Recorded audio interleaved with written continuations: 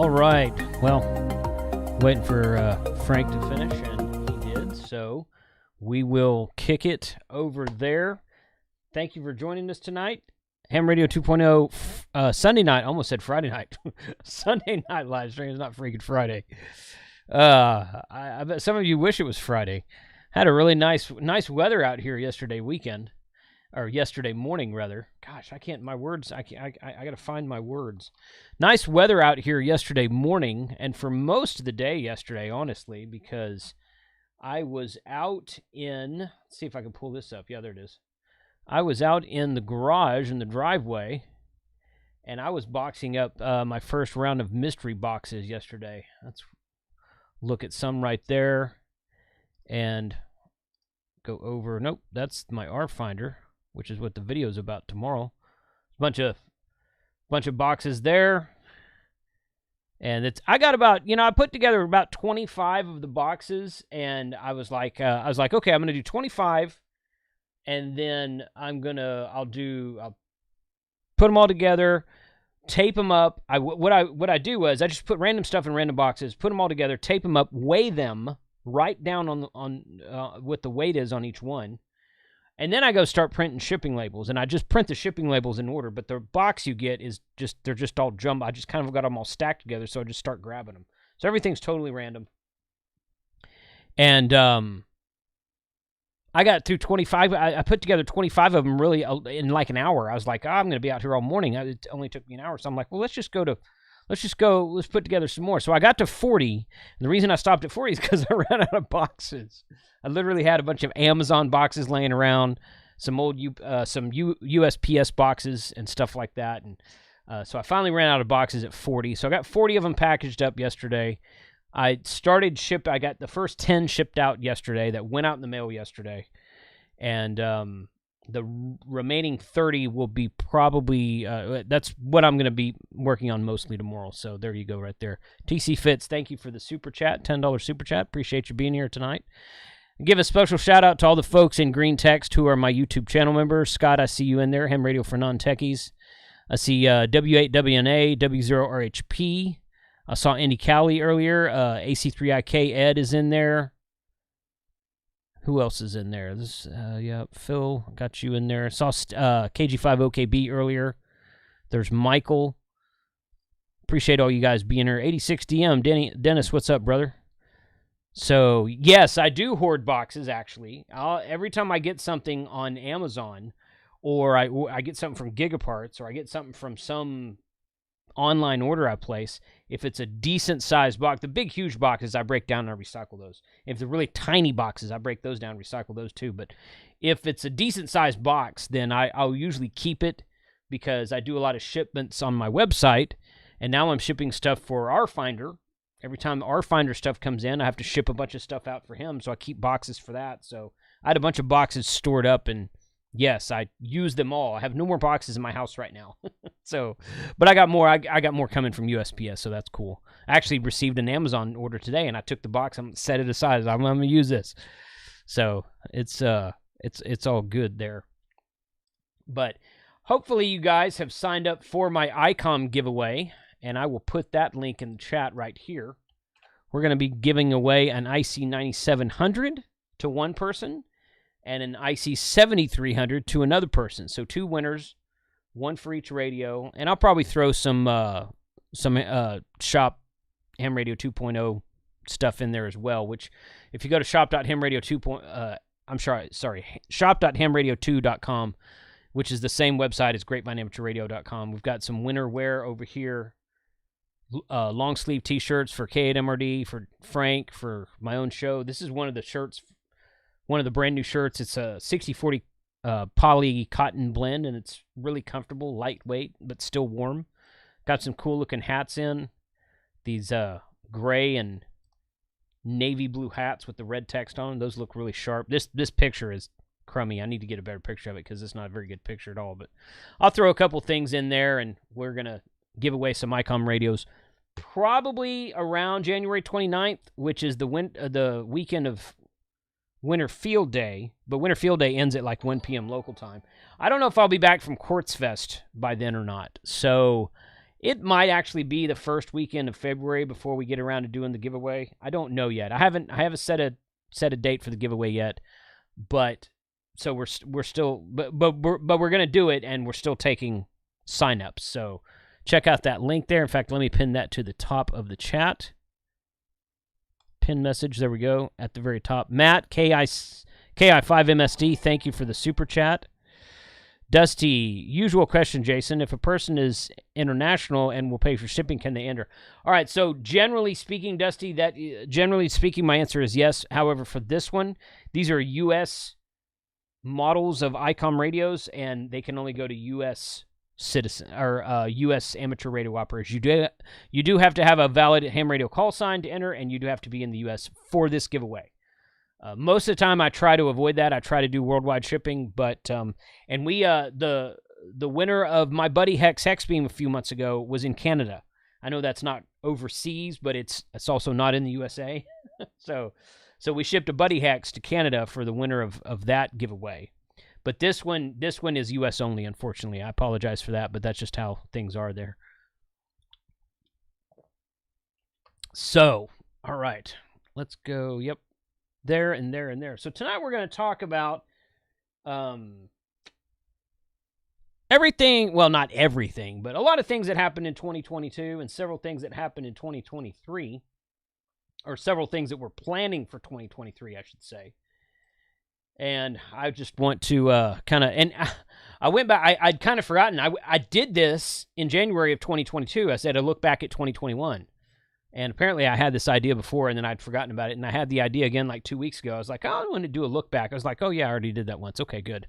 So I updated my slide deck, and here we are. Yeah, thanks, Dusty. Thank you for being here in the chat. What's up, T.O.? Good to see you in there tonight. Got a 219 megahertz antenna from Dr. Fong. Oh, yeah. So 220 antenna. Yeah, those are good. I've got one of those hanging up outside right now. So that is, thanks, Dennis. Appreciate that.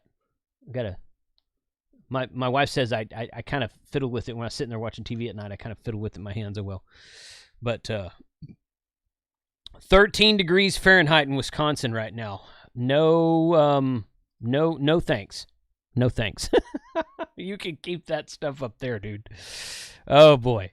So, all right. Thanks for being here tonight, Frank. I don't know if Frank's joining us tonight or not. I never did ask him. So if Frank is in the chat, let me know if you're going to join Zoom. If not, that's fine. But just either way. So we're going to talk about 2022 and what's coming up for 2023 in the new year. What all do we have planned, and what are we going to do, and what am I going to do mostly? And that thing going there. Okay, well, okay, so Frank is coming into the chat. I guess I'll go ahead and allow him in there. Oh, this right here, and that. So view. All right, got you in there.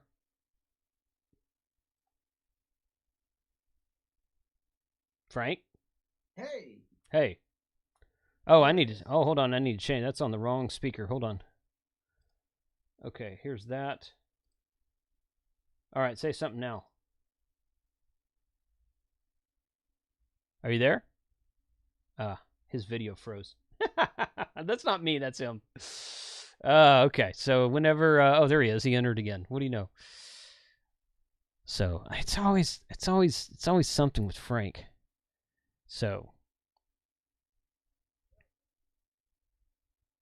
you need to disconnect that first one, though. You're in there twice. Yeah, something. Just kill Zoom and come back. Yeah, that's fine. All right, we'll bring Frank in there in a second. So 2022 was fun because Hamcation started going again. If you remember correctly, COVID started shortly after Hamcation in 2020, around March or April, depending on what part of the country you were in. And they canceled it for 2021, and they brought it back in 2022. And we had a good time at Hamcation of 2022. In fact, we did all of our Hamfests last year, and it was a good show. We enjoyed that show. That was looking forward to that again. That'll be here in.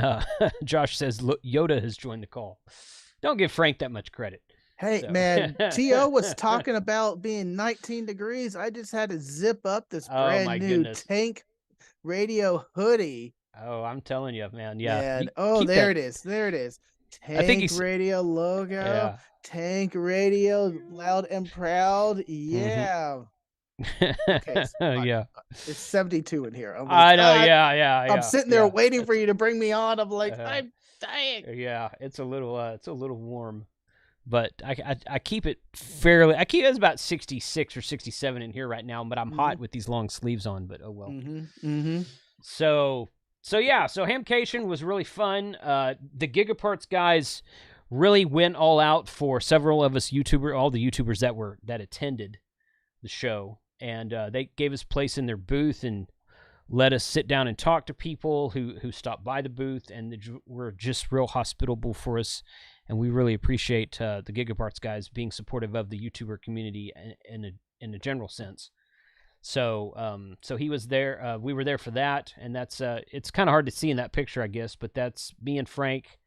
That's T.O. and Ham Radio Dude, and who else? Oh, that's K5ATA in the back there. Yeah, he has to stand in the back because he's so tall. Good game, man. Yeah, I know it. Yeah. What happened to that sign? They were talking about raffling it off and donating the money or doing something with it. Yeah, you know what? I think I have it. I have it, and it's rolled up in a tube, and I brought it home, and I think I forgot about it. Jason. So, yeah. You know what? We still need to do. We could still do it. I mean, it's still brand new in the tube. We could generate new hype for Hamcation with it. Well, yeah, that was our plan the whole time. True. Yeah, sure it is. Sure, yeah. That's funny. Dennis said I was quiet on his podcast, so I'm making up for it now. Oh, well, okay. Juan Luis, thank you for the super chat. Appreciate the $9.99 super chat. Hello all and many blessings from K4AYL. And then Josh says that his son turned the thermostat to 90 degrees and says, I was trying to help mommy. That's awesome. Oh, that's awesome. Oh, boy. So, yeah. So, and of course, that picture over on the right there is me and Hank Strange.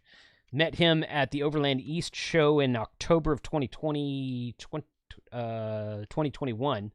Get my years mixed up. And he came to Hamcation for the first time in last year. And I think he's planning on being there next month as well. I'm pretty sure. Last time I spoke to him, I spoke to him a week ago, but we didn't talk about Hamcation. But the last time I spoke to him about Hamcation, he said he was going to still be there. So make sure. Oh, that's Hank Strange. But Hank Strange. Is that the gentleman that is the picture right now? For a second, I thought it was the satellite guys who were also doing Aeronautical Noble, and I got his QSL card still up there on the nice.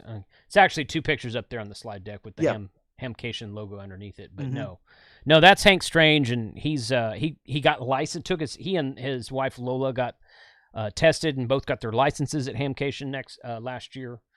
So really, and they only live a couple hours north of Orlando. So I'm really hoping to see them again next month when we all go out to guys. Florida. Yep, great guy, and his gal is awesome too. Yep, very upbeat. Yeah, she's great. Yeah, she's great. So, but yeah, that's where that is. So Hamcation was fun, and of course we went to Dayton, and if you recall, they canceled Dayton 2 years in a row. They canceled it for 2020.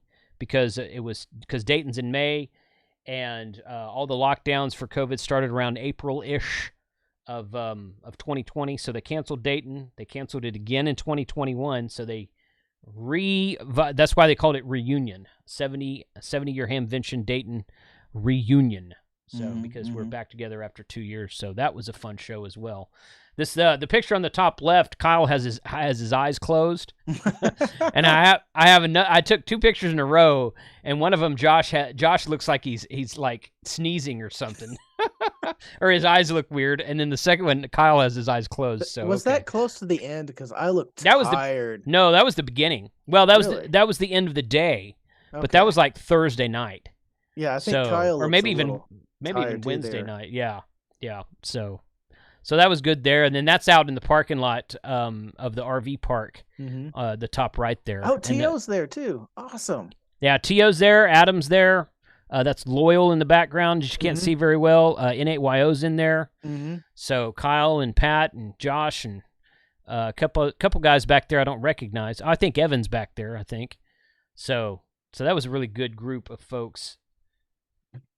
Really, it's just cool to catch up with everybody. That you talk to people on the air, especially when you're doing POTA a lot. You talk to people on Discord. You talk to people on email, YouTube chat, whatever. But it's good to catch up and do eyeball QSOs at places like Hamcation and stuff like that. So looking forward to Hamcation again this year. We'll talk about that here in a minute. So Hamcation was fun. Of course, this is our Grand Canyon trip. So we had picture. We had our Hank Hill picture there, which Mike says that was his idea. It probably was. I think it was his idea. I don't remember, but I remember saying, "Hey, everyone, don't look at the camera," because we were all standing there looking at the camera. I was like, "No, everybody looking in opposite direction and don't look at the camera." We're going to take a picture. Then everyone does.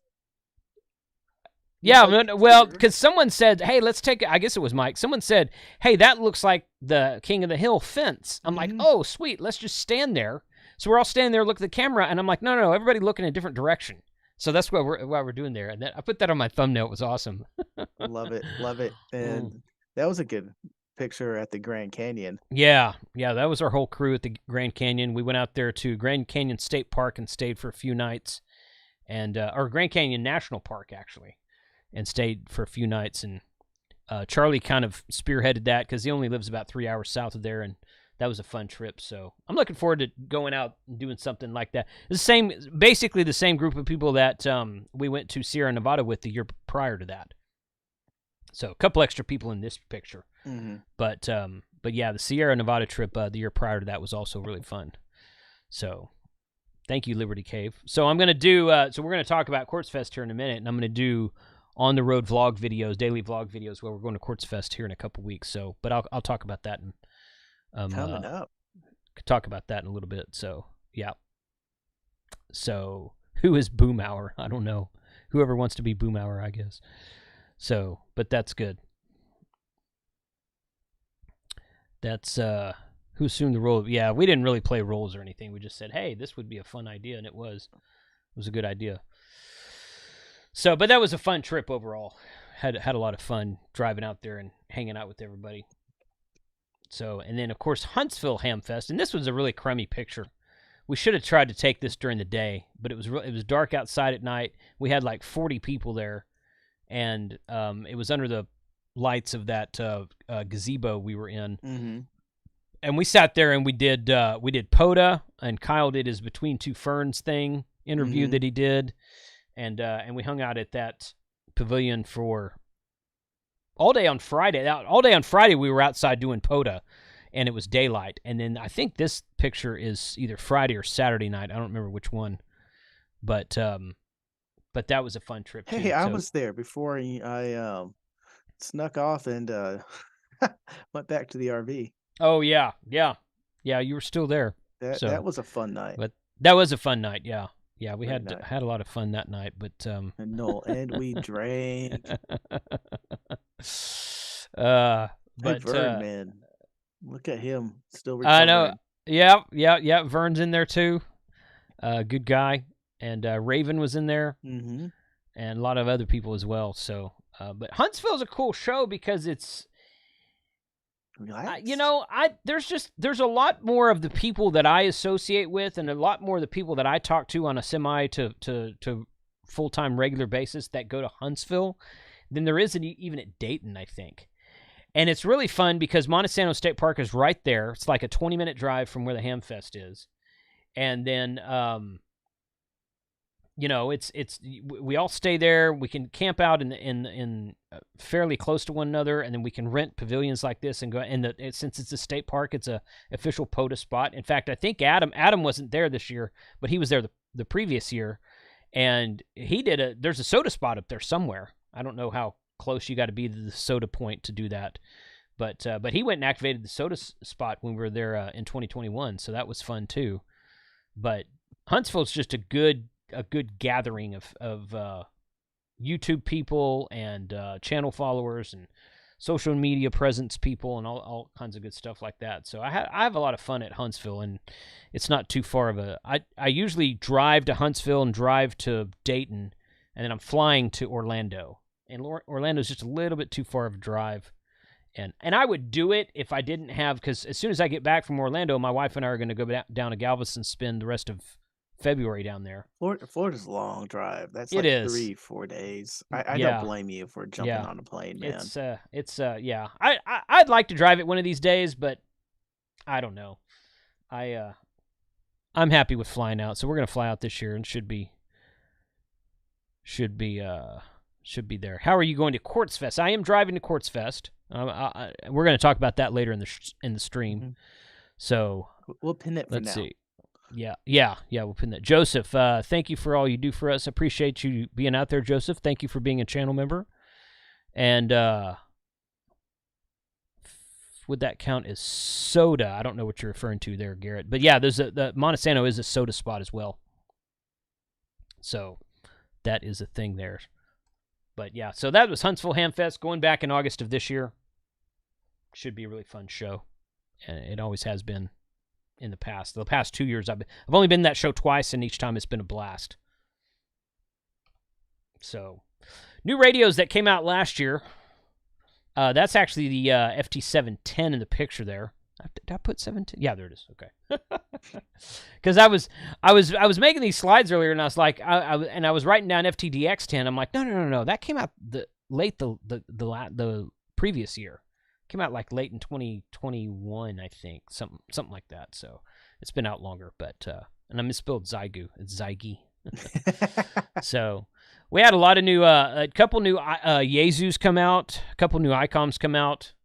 Oshang or Waxon or however you want to say that. They've released Better Safe Radio released a couple new radios designed by Better Safe Radio and made in China by Ocean Company. And then the B-Tech, their DMR 6x2 Pro came out. There's probably more than this. These are the ones that I have done videos for. There's probably more than this that has actually come out. There's a couple things that were announced. The IC905 from ICOM was talked about. I don't remember if that was at Dayton or if that was at Huntsville last year or wherever that was. And, a couple other things have been spoken about but haven't come to fruition yet. The Zygu G106, which I didn't really care for, but I think there's been some progress made on that. Mm-hmm. So, but yeah, in a world of chip shortages and supply chain issues, we got all of these radios. This is 1, 2, 3, 4, 5, 6, 8 new radios that have come out, and that's probably not everything. These are all the ones I did videos for. So we got new radios coming out, so that's all good as well. I'm trying to watch the chat here. Mm-hmm. Also, going up on Mount Scott here in Oklahoma using my HT. Oh, cool. Good. That should be a fun activation. Yeah. So, good deal. So, slide down. And I finally got together. Dan Romanchik, KB16U, came on to the channel in November. It was the second weekend in November. So, just about almost 2 months ago. Not quite 2 months ago. And he did a one-day technician class. So, I still get one of the most popular videos on my channel is my technician live stream that we did in the summer of 2020. Because the Hearst Amateur Radio Club, which is one of the most active clubs here in the area where I live, and Frank and I are both members, mm-hmm. and they used to do, and they're going to start this again, I think, next month, Frank. They used to do a technician class and a general class, usually about twice a year for each class. They do one of each in the spring and one of each in the fall. Well, with the COVID lockdowns and everything that happened in 2020, they're like, hey, we had to cancel our class. I think they were going to have one in like March or April of that year. So I said, why don't you guys come on to a live stream? We'll just live stream the whole thing. And I think we did that in like May or June of 2020, somewhere in there. And Chris came on, and Chris did the whole thing. We did 3 days. It was a full-blown go through the W5YI book. Ooh. And but I mean, that's how they do it. Yeah. They would have had. Go ahead. They would have had 3 in-person classes in 3 different days at their EOC. Mm-hmm. Not 3 full days, but 3 like 2 to 3 hour days. And so we just did that. We just did it on a live stream. And that video, that first part of that video, is the top viewed video on my channel right now. I really like how the Hearst Club breaks it apart. For me, they explain the theory. They just don't read the questions. Right. We'll go through the theories and say, okay, well, what we just learned, and we can answer these questions and da-da-da-da. Yeah. And once you understand the theory, the questions are easy. It's just applying it. Right. Yeah, so the Hearst Club has put together they finished updating their slide deck. They've put together a course. They were going to try to do something last month in just December, too much going on. So I think they're going to try to do something in February, I think.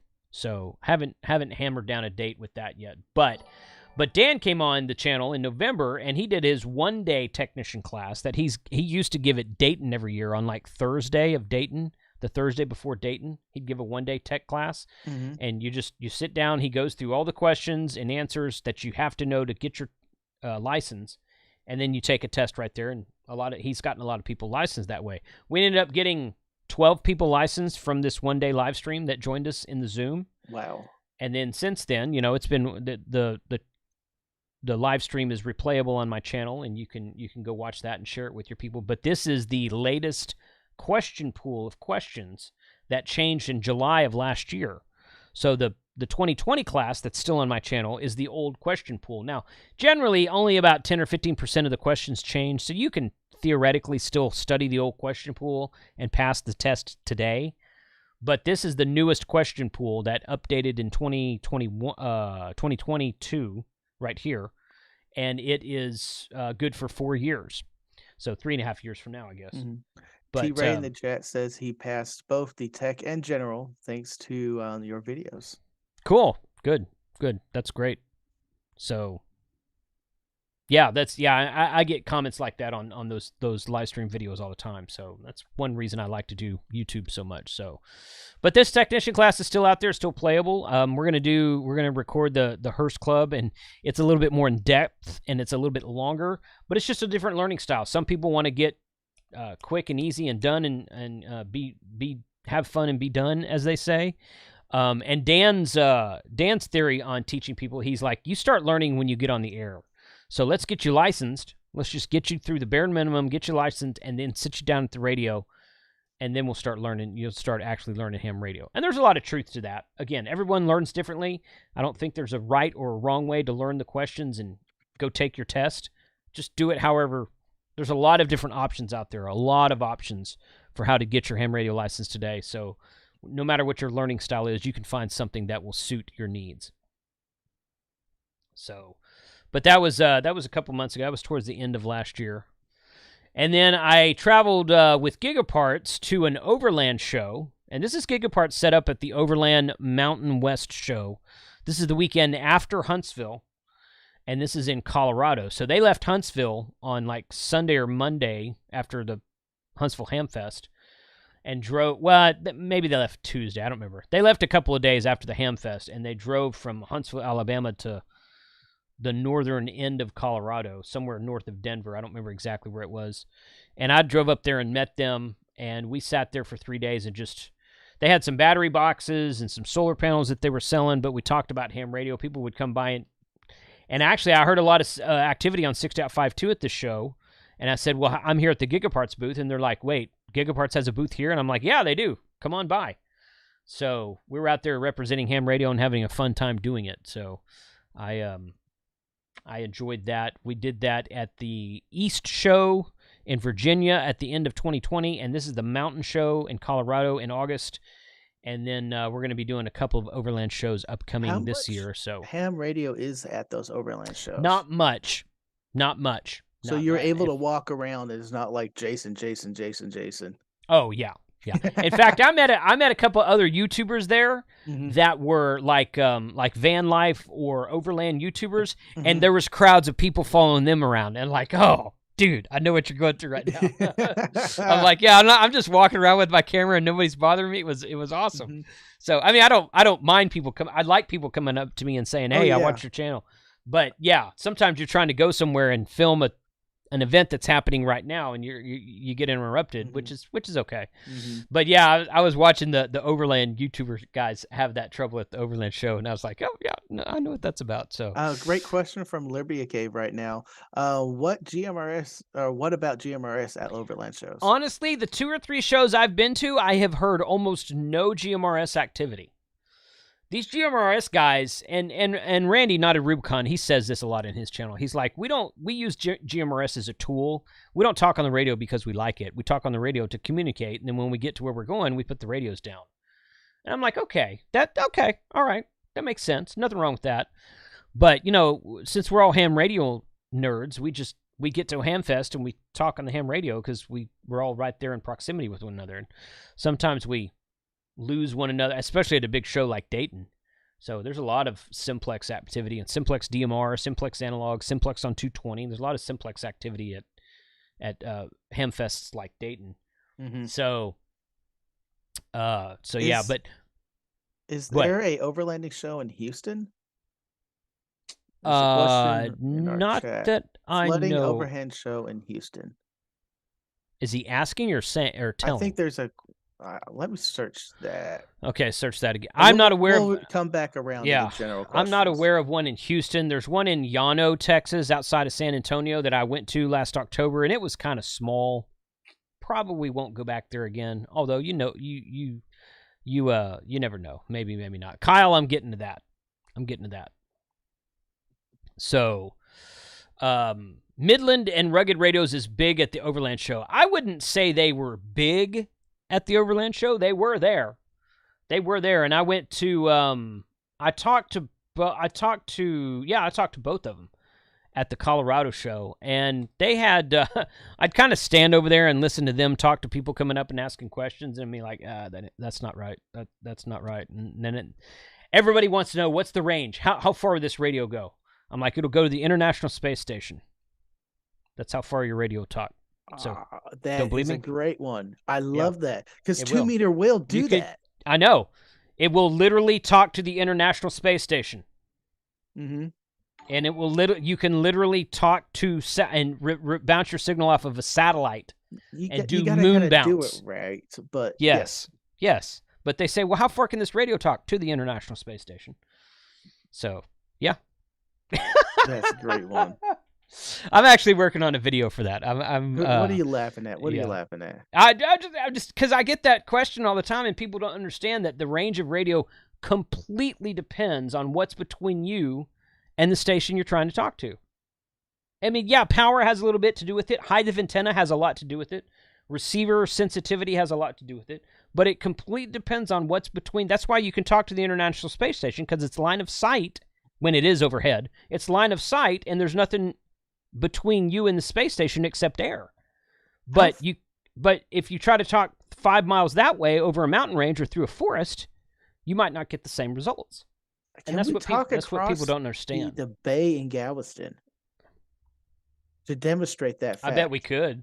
Like Tiki Island to something else. Oh, that's an idea. Yeah, that's an idea. That's an idea. Oh yeah, you're on Tiki Island, and then you go to like Jamaica Beach or something. Right. Go ahead. Dominic says he's asking about the possibility of a show in Houston due to our flooding. Overlanding would work. Yeah. Well, and there's a good Facebook group called Houston Overland that I'm a member of, and those guys created a chat out of their Facebook group, as is the new thing to do apparently, and they're in there and they're pretty active. So but it's just a group of people who go out and do overlanding together. It's not about a show. So I would like to see it. There's actually very few overlanding shows in Texas that I have found. Now, if somebody knows about one, please let me know about it. So, okay, Lee, I got to address this. Llano starts with an L. Learn to speak Texan. Incorrect. Llano starts with a double L. And it's a Spanish word, and double L in Spanish is pronounced like a Y. And that's why Tejas is the original name of the state. So, yeah, just because we're in Texas doesn't mean we have to say things wrong. I say plenty of things wrong already. I don't need to say Llano wrong because I know how to pronounce Llano. It's not Lano. It's not Lano. Lano's a guy that used to fly the Millennium Falcon with Han Solo. It's close. I mean, that's not his name, but it's closer than Yano. So, so anyway, Noel says that could be 5 feet if there's a steel wall between you. Yes. Jeff says, except in HF, I was talking about HTs. So if you're talking about my distance thing, Jeff, I was talking about HTs because people ask, how far would this HT go to the space station? So, yeah. All right, enough of that. We need to move on. So, Overland shows. So, yeah. So, we went to 2 last year. Went to the Moore Expo in Springfield, Missouri in April. That was a decent show. And then we went to the Overland Expo Mountain in Colorado in August. I'm going to talk about Moore Expo here in a minute. So, the biggest Overland Expo is an organization that does 5 or 6 shows around the country every year, and their biggest show is Overland Expo West, which is out, I think outside of Flagstaff, Arizona, and it's the same weekend as Dayton every year. So I will never go to that show because I'll always be at Dayton. So, yeah, but yeah. So anyway, so we'll talk about that some there. So these are some of my favorite items from this last year. Obviously, that's the 905 at the bottom left. That one's not out yet, but it was announced last year. And the FT710, that's the FTDX10. It's still my favorite POTA rig, but the FT710, its little brother, was released just a couple months ago. Somebody asked something about the spark plug antenna in the chat earlier. That's a picture of it at the top center. That's the what is it, a 30 no, I forget what it is, 49-to-1 or whatever it is. That's the 100-watt version there. And that's the in-fed half-wave version. And I've got that, and I've used it on POTA several times, and it's great. You don't build that. They build it for you. You just buy it. Then you put your own wire on it. So I put my own wire on it and tuned it down, put my rig expert on it, got it to where I wanted to for a 40-meter in-fed half-wave, and it works great. Been really happy with that antenna. And then, of course, the battery box that Gigaparts is doing and the Explorer backpack that Gigaparts is doing, they're going to do a whole line of Explorer stuff. They're working on solar panel. They're working on more accessories to the backpack. They're working on, I don't know what else, all kinds of stuff for that Explorer line. So it's going to be a full thing. And of course, that QRZ-1 Explorer, the HT, they were giving away for free to new hams.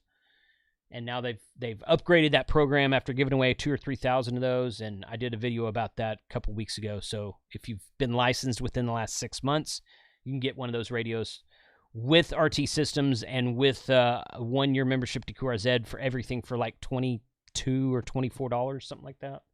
So pretty good deal. Nathaniel had a question.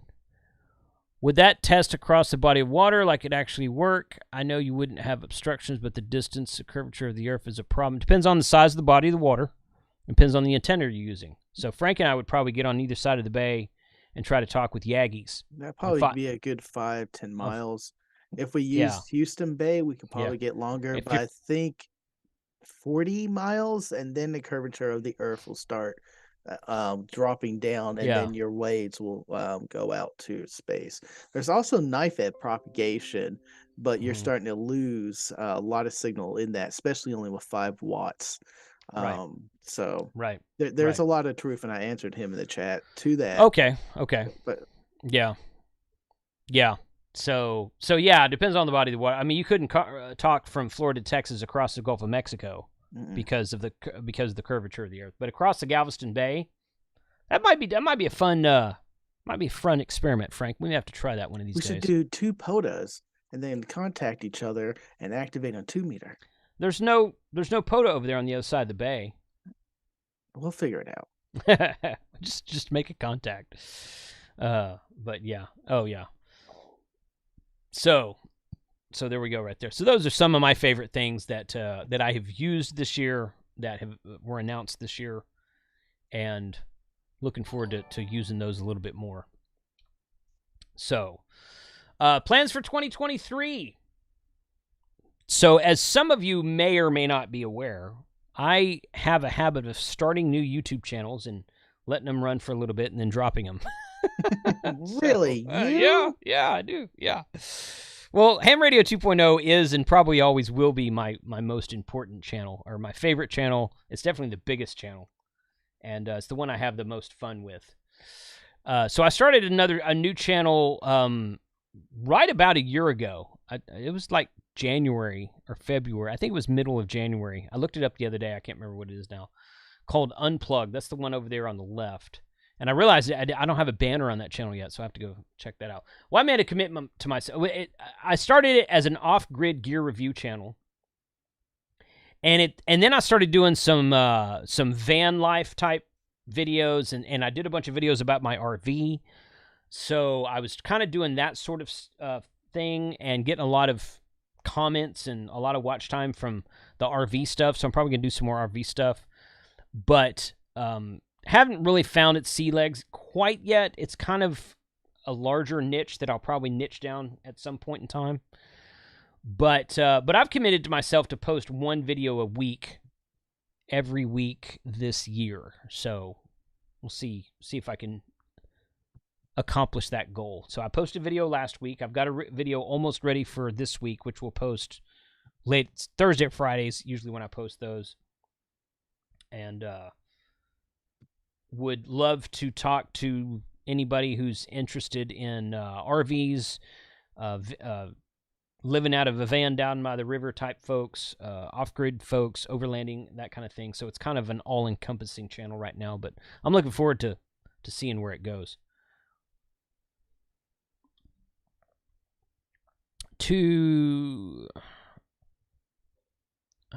How big of a Yagi would you need for talking across 10? Well, we'd be on 2 meters, so you'd probably just want like a 4 or 5 element 2 meter Yagi. I think we could do it with just a rubber duck and a signal stick, or well, you might be able to do that. We could try it. We could try it that way, but we'll have each have like an arrow antenna or an elk antenna. So yeah. Activate and use a Bolivar lighthouse. That's the from where my house is on Galveston. Across the bay is that direction, and Bolivar is that direction. But we could go up to Bolivar and try something up there too. It wouldn't not exactly be across the bay that way, but there's a couple of different options there. So Lindsay says, I hate when work interrupts important ham radio stuff. Absolutely, that is very true. So that's plans for 2023. On my other channel called Unplugged, and then I found a guy on Fiverr and started paying him to dub my videos into Spanish, and I put him up on a new channel, I don't know, 6 months ago, called Radio Aficionado en Español. And he does a pretty good job. In fact, Carlos listened to my last one that I put. Well, I put up a new one just a couple days ago. But my previous one to that, Carlos listened to it, and he's like, "Yeah, that guy did a pretty good job." He's like, he said 1 or 2 radio terms wrong, but for the most part, he did a pretty good job because Carlos is much more fluent in Spanish than I am, and I can understand about half of what this guy's saying. But of course, I know what I'm saying, so I just kind of follow along in the video that I recorded, and the guy does it for me. So, and for I don't know. I got this idea from Mr. Beast. Mr. Beast started creating a Mr. Beast channel in Espanol and in French and a couple other languages. I don't remember. And he just dubs it, and he just puts the same video that he puts up on his regular channel, and he puts them up on all these other language channels. And of course, it's Mr. Beast, so his is exploding. That channel right there has 330 subs, and all I've done is just kind of put up some of what I thought were some of my better videos, and people comment on that all the time. He's like, "Hey, thanks for putting this up in Spanish." So I don't know. We'll see where that goes. We will we will try to. Yeah, Shane, I thought about that earlier actually. So that was a pretty good I was gonna say a pretty good idea, but I don't know if it's a good idea or yet. But I'm interested to see where it goes one way or the other. So and I've committed to myself to post a new video on both of these channels every week for all of 2023. So you guys hold me to that, and hopefully I will be able to stick to that. So yeah, that was a wild. I didn't join Josh's after chat last night, but I saw he posted it in Discord with a timestamp on it where you could just click on it and go to that conversation. I listened to it for like 20 minutes, and I'm like, I think I was laughing. I had look back in the Discord chat, and say, "Hey, Smoking Ape, we missed you last night." And I guess because Ape's always about the flat Earth theories and crap. But but the yeah, that was pretty wild. That was pretty wild. So I'm looking at someone to translate my videos back into plain English. I don't blame you, Kyle. That's probably a good idea. When you find that person, let me know. Right. Exactly. So yeah, I'll put links to both of those channels in the description. Links to everything will be in the video afterwards. All right, so somebody mentioned QuartzFest. Here it is. QuartzFest 2023, January 22nd and 28th. Why in the world they do this to end on Winter Field Day weekend, I do not know. Pretty sure QuartzFest has been going longer than Winter Field Day, so perhaps it's Winter Field Day that's at fault, and they picked the wrong weekend to do Winter Field Day. I don't know. But regardless, QuartzFest goes from Sunday to Saturday, and it ends on the Saturday that begins Winter Field Day weekend. And one reason I've never gone to QuartzFest before is because we always do Winter Field Day, and we have a lot of fun with Winter Field Day here. So it's I'm not going to miss Winter Field Day this year, or at least miss it doing it at the hunting lease like I have. And but we're going to QuartzFest. So I'm driving out there. I'm going to leave on the 20th, which is Friday. I'm going to take 3 days to get there. I'm going to take my time on purpose. I could get there in 2 days if I wanted to. Technically, I could do it one day I wanted to, but I'm pretty sure I'd need to sleep in the middle somewhere. But it's about an 18-hour drive, I think. So it's about the same time it is. It's in the opposite direction. It's about the same time it is to get to Orlando from here. So that's evidence that I could drive to Orlando if I wanted to, but yeah. So I'm going to leave on Friday morning. I'm going to drive for about 6 or 7 hours. I'm going to camp at a state park somewhere Friday afternoon. Try to get there by like 3 at the latest so I can set up in the daylight, set up the trailer in the daylight, kick back, get something to eat, and set up an antenna and activate the park, get a good night's sleep, pack up the next morning, drive 6 or 7 more hours, get somewhere about mid-afternoon, set up in the daylight, activate the park, and then on Sunday I'll get up. I'll try to get up early Sunday morning so I can get to QuartzFest as early as possible and get to QuartzFest hopefully early afternoon, and probably be there until Saturday. I think you guys are flying out Saturday, Frank. We're flying out Wednesday. Right, but you're flying home Saturday. I mean, flying home Saturday. Yes. Okay. All right. So you'll have to leave probably that morning to get to the airport and that kind of thing. But yeah. So I've never been to QuartzFest before, and looking forward to it. I know Adam and Charlie are going to be there. Josh is probably going to be there. Chuck, KK6USY is going to be there. Tech Prepper is going to be there. I spoke to him on Instagram a couple days ago. In fact, I invited him to the happy hour, and he pinged me the next day. He's like, dude, I missed this. I totally blissed on this. And he gave me his phone number, so now we can text back and forth. So he'll probably join us on a happy hour upcoming. Hopefully. I hope he does. But, yeah, I'll meet him for the first time face-to-face. So he'll be out there. And I know I'm forgetting somebody. But we should have a pretty Adam. Did I say Adam? Yes.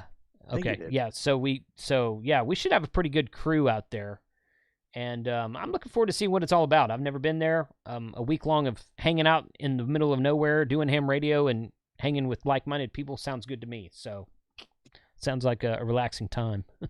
So, Josh says he's gonna try. Yeah, I think it depends on he bought a new truck, and I think it depends on if that truck gets there in time. Well, he's gonna drive out there, and then he's not gonna have a way to get back. All electric in the middle of nowhere. So. I think so. Yeah. I'm not sure what his charging solution is once he gets there. I'm not sure how far away it is from. It has to probably bring a semi truck solar panel to charge it. I don't even know how far away that place is from like I don't know where the nearest gas station is. So I don't really know. But let's see. Randy will be there. Yeah. ACG K7 AGE. I know who you're talking about. Can't remember his. Okay, so.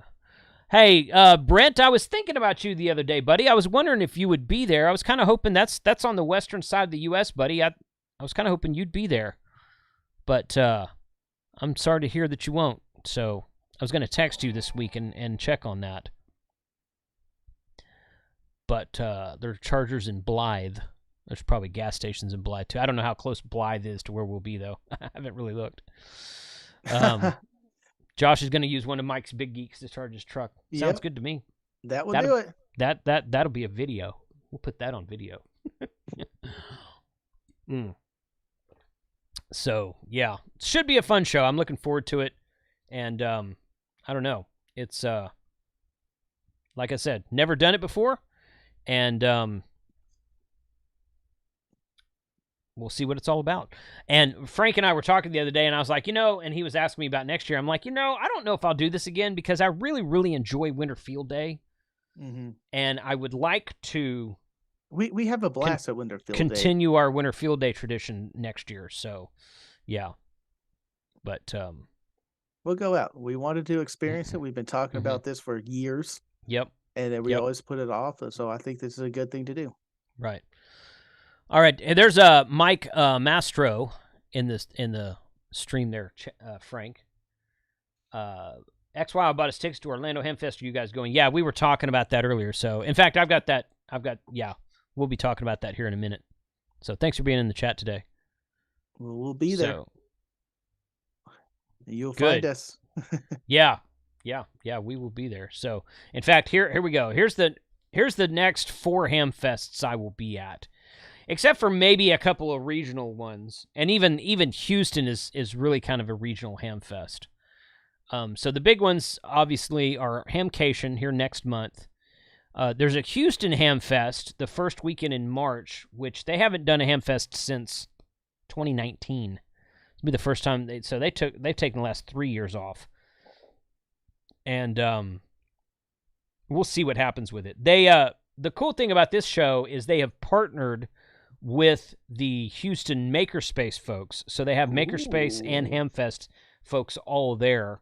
And they were kind of ramping up with all that when COVID hit. And then after that, I don't know whatever happened with it, but it should be a good show. It should be a good show. I think HRO will be there this year.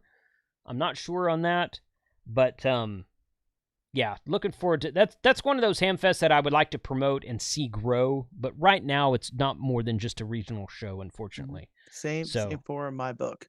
So all 4 of these. Yeah. Yeah. And then, of course, Hamvention in May. And I'll be driving out to that one and spending a little bit extra time out there. Probably try to get there Wednesday-ish and stay until Sunday or Monday. And then the Huntsville Hamfest, which is in the 3rd week of August, driving out to that one again as well. Hanging out at Montesano State Park, and I'm sure we will... jump out of plane.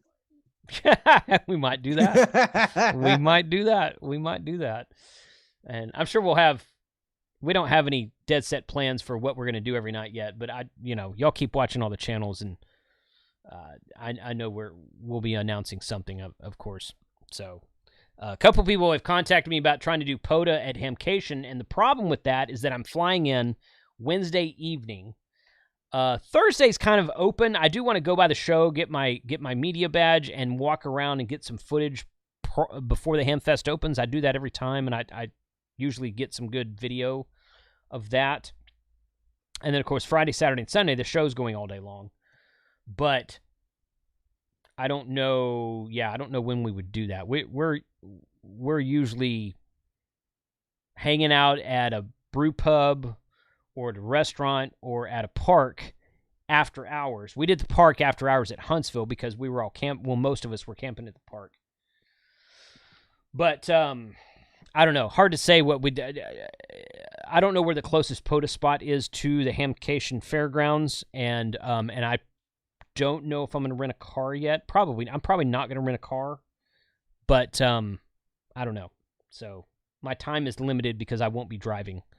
So that's my dilemma there. There's that. Okay, just reading the chat here. Mm-hmm. Cool. So those are the 4 Hamfests. Probably hit Belton at some point in time. Got invited back to Baytown, which is the first weekend in April. and I think I'll be able to go down for that one, but we probably won't be down at Galveston that time like we were this last year, but we'll see. I don't know. Emily and I are going to drive back to Big Bend in April. Ooh. So, yeah, we've set aside some time in April, and we've gone back and forth on what we want to do, and I think we're going to drive back to Big Bend and spend, I think we're going to go down there on a Monday and come home on a Saturday. I think that's what we're going to do. So, are y'all doing the YouTubers Hamfest this year?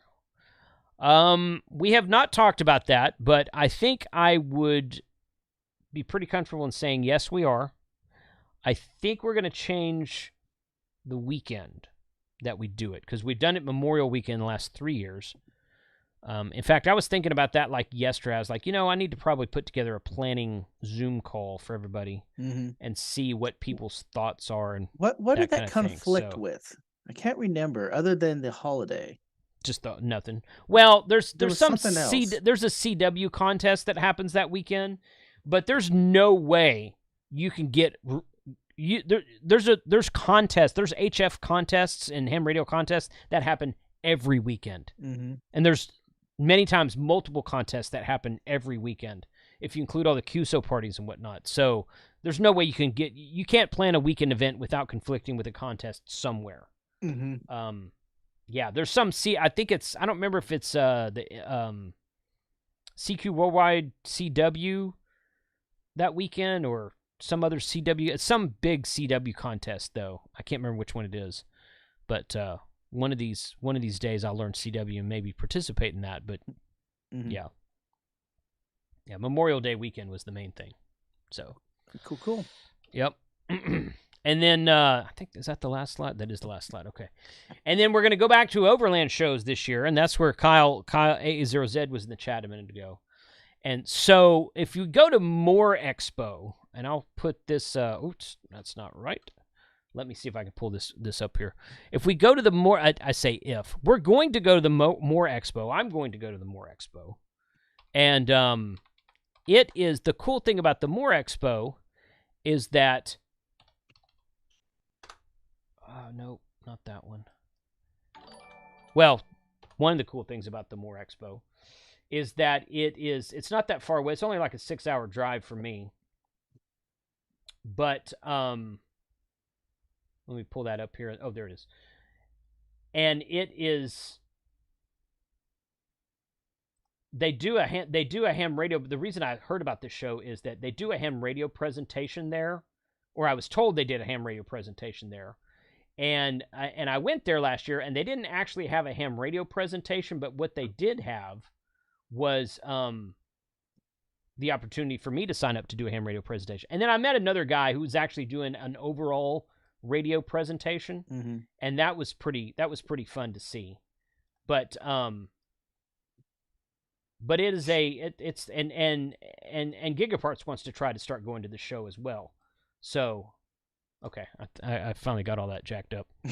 But yeah, I was we'll do it live. I didn't have the website pulled up. So yeah, so it's at Ozark Empire Fairgrounds in Springfield, Missouri. It's about a 5.5, 6 hour drive from me.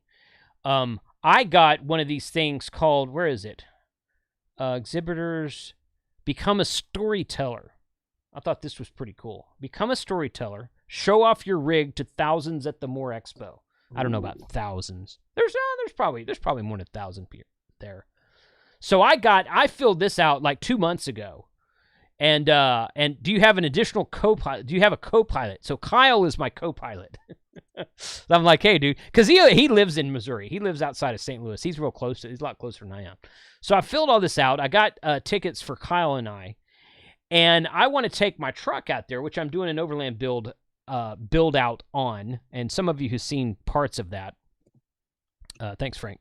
But I'm going to take my truck out there with my whole radio setup, and I'm going to probably plug up my All-Star node, have that running, plug 6.25 for some local traffic, have the HF radio going, and maybe be hunting somebody and kind of listening in, have it receiving on a bunch of stuff, and just show off my radio and Overland setup at the More Expo. So you get all that with the Storyteller Pass. So I've signed up for that. I've got that. We're going to do that in April, and looking forward to that. Gigaparts wants to go to the show and set up a booth, and they said that they waited too long to get. They said, we've been trying for like a month and a half. I talked to them last week. They've been trying for like a month and a half, and everything's sold out.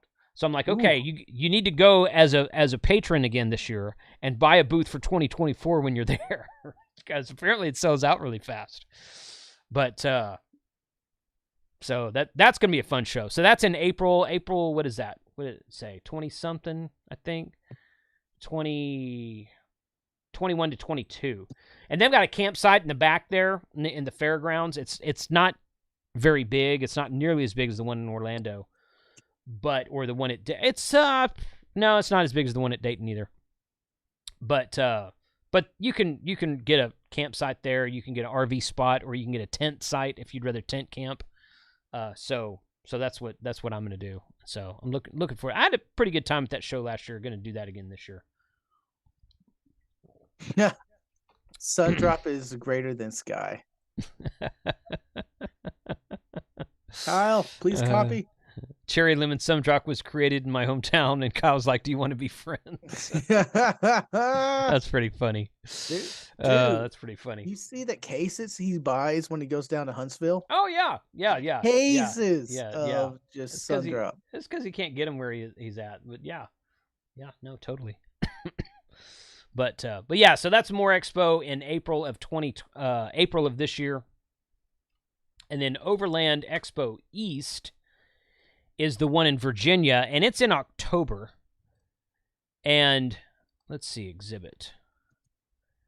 And the last couple years, I didn't go last year, and I missed out. I met a couple of guys at this show in 2021, and they were texting me, and we traded numbers and emails and whatnot, and they were texting me during the show last year, and one guy was already a ham, and I think two of the guys went and got their license by watching my videos. And they were like, dude, and the one guy, Wes, he was texting me. He was like, hey, man, we're going to have a full whiskey and cigar bar. You need to come back to Overland East. And I'm like, and then Kyle hits me up a few months ago, and he's like, we should set up like a ham radio descending plan to go to Overland, one of the Overland shows. And I'm like, East, go to East. The mountain show in Colorado was good, but the East show was better, in my opinion. For a cigar bar and whiskey, I want to go. Yeah. But I'm already stretched thin with my vacation time. Well, figure it out, man. Figure it out. So, yeah. So my two Overland shows for this year is going to be More in April, and Expo East in October. I probably won't go back to Colorado this year, but it was a fun show. Okay, Brent, cool deal, man. So Brent, Whiskey 7 Backroads, Brent, I met him at the Colorado show this last August, and he's one of these guys who drives one of these global expedition vehicles. So I got to hang out with the big boys, because there was like 4 or 5 of those guys parked in a row in the back. Those things were really cool. But so he's up in Brent, you're up in Wyoming, Montana, somewhere up there. I think Wyoming is where. So that's a drive for him, I guess, to go to Virginia. But he says he's going this year because that's the only one he hadn't been to. So that's cool.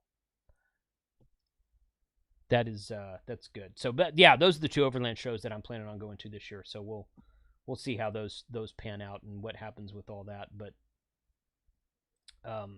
really like going out there and representing ham radio. And like I've said before, I met several people on 6.52 at the Colorado show last year, and I met several people on 6.52 at the More Expo last year, and I met several people at the East show. There was only like 1 or 2 people talking at the East show, but I didn't hear any. Those GMRS guys, they get to the show and they turn their radios off and throw them in the truck. They're like, okay, guys, let's go camp. That's a question I'm going to come back to here. Okay. Liberty Cape did clarify his question about GMRS. I was talking about, did the overlanding community use GMRS as a tool Yes. to a large degree? They do. Yeah, they do. Some of them still use CBs, but I think GMRS is kind of, especially with the drop in price. You can get a GMRS license now, 10 years for $35. So and I don't mean this disrespectfully, but quite frankly, if you can't afford a GMRS license for $3.50 a year for the next you pay it all at once. It's $35 in the last 10 years. If you can't afford a license, then you probably can't afford the radio, so you should just not bother. So yeah, I mean it's really kind of ridiculous not to get a GMRS license if you're going to do that type of activity now. So I've had my GMRS license for a long time. I've got GMRS radio in the truck. I heard when I was driving to Colorado last August, I was everybody knows how 6.52 how quiet it is when you're on the highway on road trips. When I would pass through, I would be on the highway hearing people, and I would just be scanning through the 22G or the 22, 16, whatever it is, the simplex channels, GMRS. I would just be scanning through the simplex channels on GMRS, and I heard a lot of activity because there's truck drivers using it. Mm-hmm. There's a lot of truck drivers using GMRS now. Really? That's interesting. Yep. So I heard a lot more activity on GMRS simplex driving to Colorado last year than I did on 6.52. Now, I think that we as ham radio operators, and especially those of us with YouTube channels, I think we should start a concentrated effort to try to fix that. Every time I go to Galveston, always on 5.2, and I'm calling CQ every 20 to 30 minutes. Well, there's a group down there that hangs out on 145.52. They call themselves the 5.2 crew, but they're on 145.52. So you should monitor that frequency. And 6.52 is great. It's a national calling frequency, and we should all monitor that. But if you're going to get on simplex, it really doesn't matter where you go. Mm-hmm. Just get on simplex. You want to get, and they've got a big group of people on simplex down there around the Bay Area. Use the calling frequency for what it's supposed to be used for. Right. Are you there? Hey, cool. Let's talk over here. Let's go up 5. Mm-hmm. Right. Right. Be done with it. Right. Because that's what's supposed to be there. You call in, hello, CQ, are you there? Right. Right. Exactly. So. Or if there's no one else there, just take 5.2. I'm not opposed to that either. Yeah. Yes. Yeah. And there's so little activity on 5.2 that 6.52 that. Yeah. It's another question I put away from earlier. When do the mystery boxes go in the mail? Oh, I said that at the very beginning, but I'll say it again because there's more people watching now, so that's fine. So I packaged up the first 40 of them on Saturday and I shipped out the first 10. And the reason I only got to 10 is because my pack and mail mailbox closes at 2 p.m. on Saturdays. Mm-hmm. So I spent the whole morning packaging, putting mystery boxes together, packaging them up, and all I did was I filled the boxes, and then I taped them all shut, and I weighed them, and I wrote down the weight on them. And then I just went upstairs and started printing labels. I just started at the beginning and so I'm putting labels on mystery boxes. That's just grabbing one out of the pile and just totally random, putting a label on them and go. And I only had time to make labels for 10 of them before my mailbox closed on Saturday. So the rest of them, probably the rest of them. I should be able to get them all done tomorrow. But I'm going to start on that again in the morning, get those the remaining 40 out. And then I'm going hunting next weekend, and then the following week before QuartzFest, I will work on some more, try to get another 20 to 30 to 40 out, something like that. So my goal was to have them all shipped in January, which is what the website said. That's still what I'm shooting for. I've got almost half of them packaged. Printing labels doesn't take long. It's just getting all the and like I said in the beginning of the video, beginning in the live stream, I ran out of boxes. My problem was I could have done 50 or 60, or at least packaged them on Saturday. I ran out of boxes.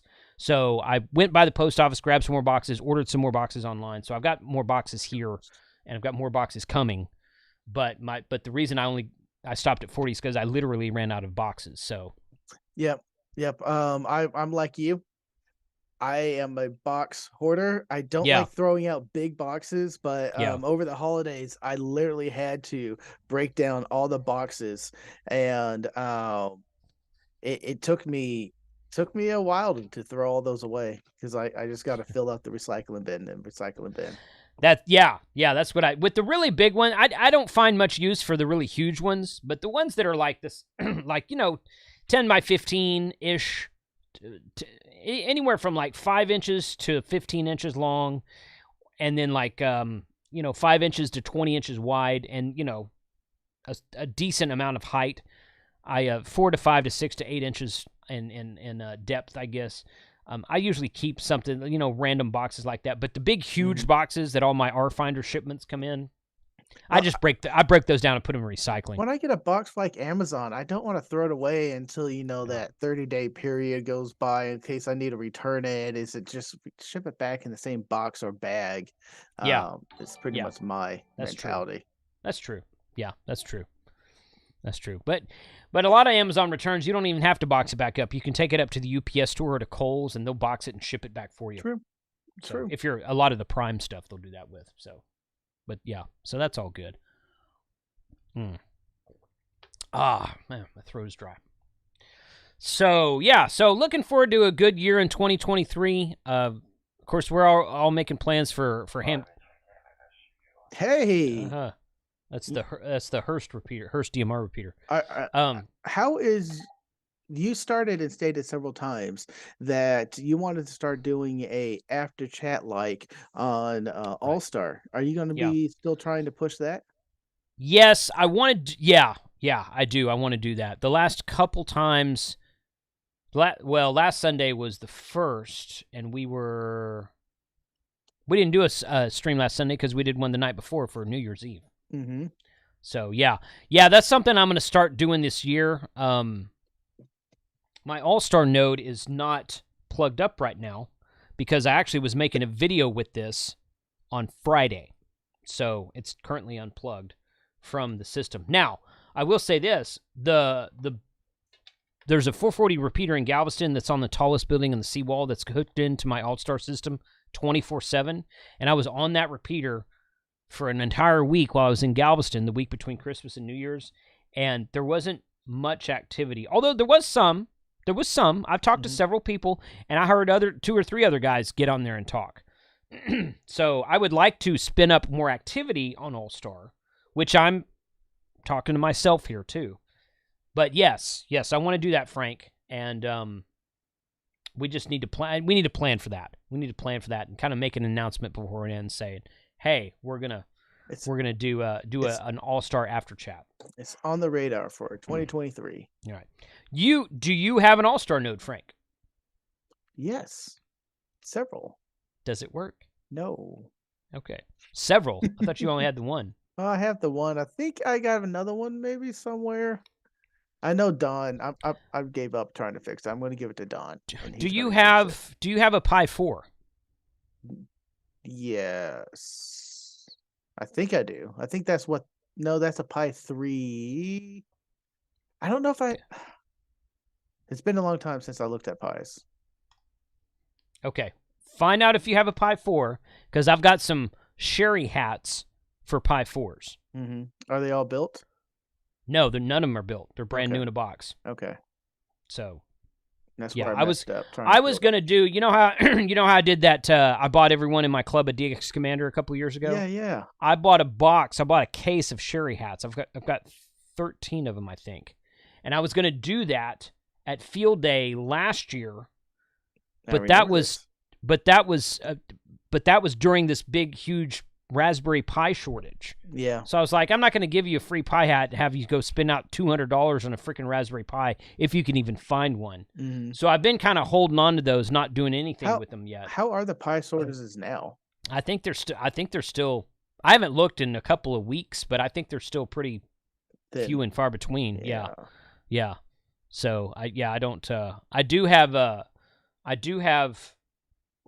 some share. In fact, you know what?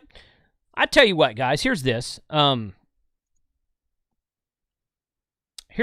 this is a message to everybody in the chat. Okay, everybody in the chat. KI5 Ron, do you have a Pi 4? Okay, everybody in the chat. If you have a Pi 4 that you're willing to dedicate to an All-Star node, shoot me an email, kc5hwb@gmail.com. And perhaps I will send you one, and we can do a live stream one of these upcoming weeks, and we can build them all together. And then have Kyle help you walk through to set it up. Right. yeah. Kyle, we'll let Kyle set all 13 of them up. We'll build them, and Kyle will set them up. How's that? So, Ron, if you need one, buddy, I'll earmark one for you. Yeah, Ron's the guy who built your battery box, so he's in the chat right now. But oh, awesome. Yeah, it's amazing. So yeah, if you have let me make something clear. If you have a Pi 4 that you can dedicate to it, and especially if you don't already have an All-Star node in your possession. Okay, if you have a Pi 4 but no All-Star node in your possession, hit me up. Shoot me an email. Okay, I only have a picture of the Pi 4. Put it in the email. Right. Yeah. What is the name of the OU hat for All-Star? Hopefully All-Star's smarter than Oklahoma University, dude. You know, Sooners. I don't know. I don't know if OU is a typo or what. I'm not sure what is the name of the OU hat for All-Star. I think that's a typo. I don't know. But yeah, I'll book building these in 2024, Kyle says. So it's a Sherry hat. It's a Sherry hat for a Pi 4. Sherry nodes. We've done a build. Kyle and I have done a build of a Sherry node on this channel. We've done installing Supermon onto Sherry, installing All-Star into a cloud. We've done several All-Star live streams for that. But for All-Star nodes, but the Sherry hat is the one I'm talking about, and the Sherry hats, if I'll pull the website up, the Sherry hats are specific to the Pi. So they make one for Pi 3, but they make one for Pi 4, and you can't interchange them. You have to put the Pi 4 hats on the Pi 4 board, and the Pi 3 hats on the Pi 3 board. And all I have are Pi 4 hats. They're all Pi 4. I think 8 or 9 of them are UHF, and 3 or 4 of them are VHF. I think $150 right now for Pis. Yeah. Okay, it's come down a little bit. Last time I saw it, it was like $180. Well, there's still other posts for $200. Yeah. So kitsforhams.com is the website. This right here, this is your Sherry Pi 3U, and that's the Sherry Pi hat. In fact, I gotta figure out where to get. I wonder if they sell the 3D printed cases for that.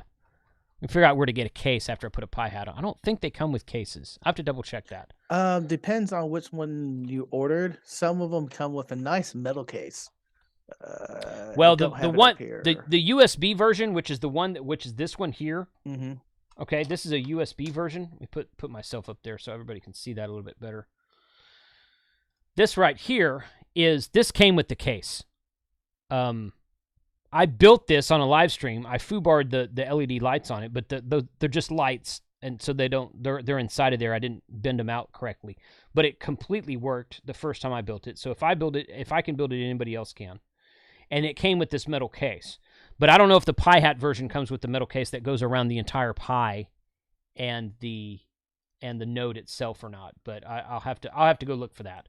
I've got when I was cleaning out my garage to get all the mystery box stuff sorted on Saturday, I found that box. I was like, oh yeah, I've got these. I need to do something with them. So they're out there and they're all still brand new in a box.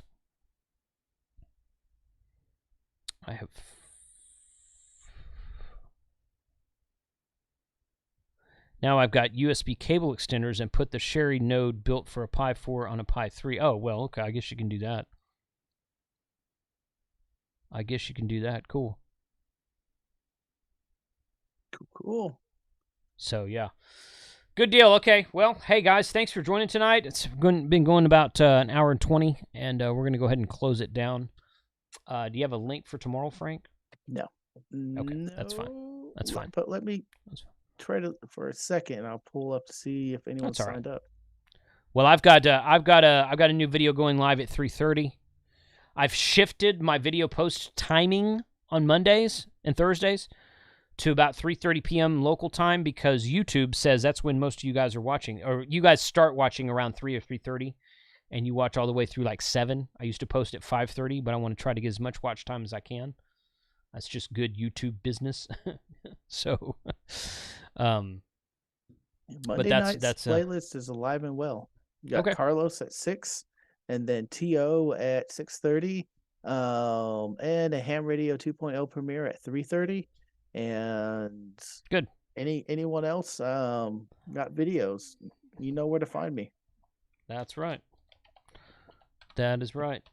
So, I appreciate everybody joining tonight. Thank you very much, and we will hopefully see you guys at Hamfests this year, and let me know if you're going to QuartzFest. I'm leaving here. Today's Sunday, so 2 weeks from 2 days from now, so like 12 days from now, I'll be hitting the road for QuartzFest. I will have the Sherry node with me, and I will be connected to the All-Star system as much as I can. I don't know how the internet is out there. Oh, once we get out there, I'll have my Starlink set up, assuming that Starlink works in that part of the country. The Starlink map says that my deer lease is not covered, but it works great out there. So go figure. Mm-hmm. So yeah, so we'll have I'll have Starlink running once we get there and get camp set up. But I will be on the Sherry node while I'm driving, assuming that I don't lose signal because the cell signal's poor in the desert, I assume. Parts of Arizona, man, that you can get out there and just drive for miles and there's nothing. So it's beautiful out there. Out there next to Shiprock and Flagstaff and everything, it's beautiful. But you know what you should do out there? Load noise floor, turn on that HF radio and make contacts. Yep. But your truck is noisy, real noisy within itself. It is, but I've done that a bunch, so no problem. So, all right, guys, catch you guys sometime this week, 73, and thanks for watching. Everyone have a good Sunday evening. Bye, y'all.